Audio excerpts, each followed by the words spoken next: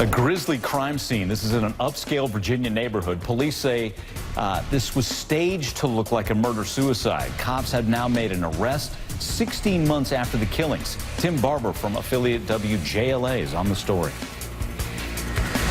For the last year, neighbors thought a murder-suicide unfolded inside this McLean home. But investigators say they quickly learned something more sinister happened inside. Scene was staged to look one way. We know it wasn't. Detectives say Megan Hargan was just playing the part of a grieving loved one last July when her sister Helen and mom Pamela were found shot to death. Fairfax County officers indeed thought they were dealing with a murder-suicide. But detectives took a closer look and soon realized the scene was staged and Megan was the killer. We're not going to get into the specifics of what and what wasn't staged. I will tell you that it was made to look one way. Our detectives are smart. So where was Megan Hargan around the time of the murder? Investigators believe trying to steal money from her mom.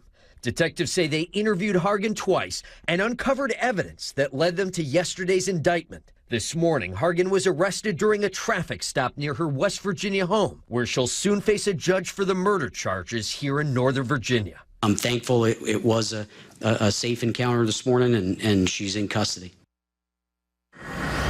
Joining us to talk about this further, Joseph Scott Morgan, former investigator with the Fulton County Medical Examiner's Office and a distinguished professor of applied forensics at Jacksonville State University.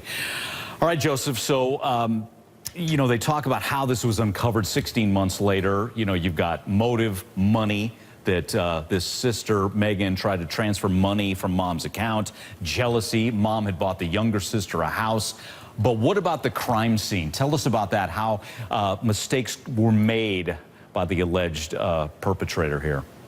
Well, I think that all of those other elements that you mentioned, Mike, are going to be part and parcel of the bigger picture.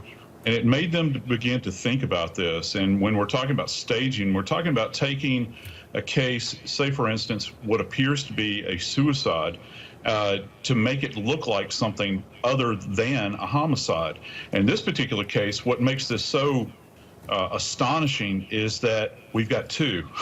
And that's something that's very rare, that you actually have two staged deaths at the same location at the same time. Logistically, this must have been a nightmare. What they're going to be looking for here are patterns in blood spatter distribution.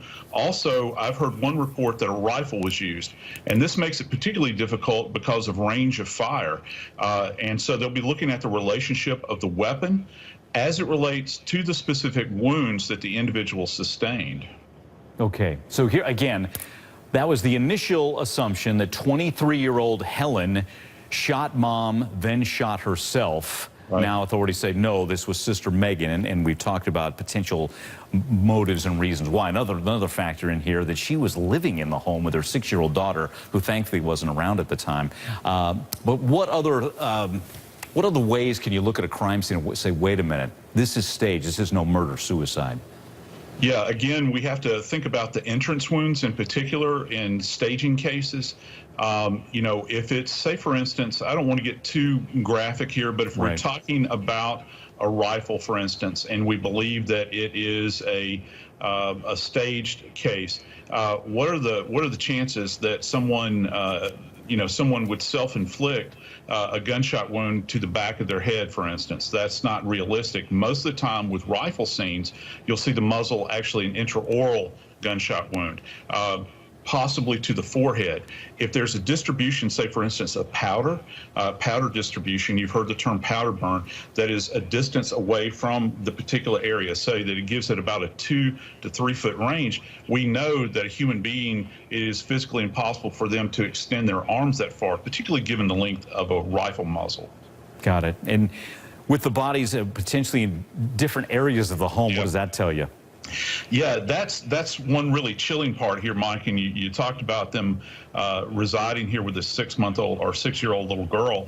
My thought is that was the accused laying and did they take the life of one individual and then lay in wait for the other, and how much time elapsed? What's going to be very key here, Mike, is when the authorities arrived at the scene, did they conduct a postmortem interval evaluation? That is, to determine how long since the point in death these people had been down, and do those two things run parallel to one another? There's a chance that these things might be greatly askew, and that would also be a big clue in this particular case of staging.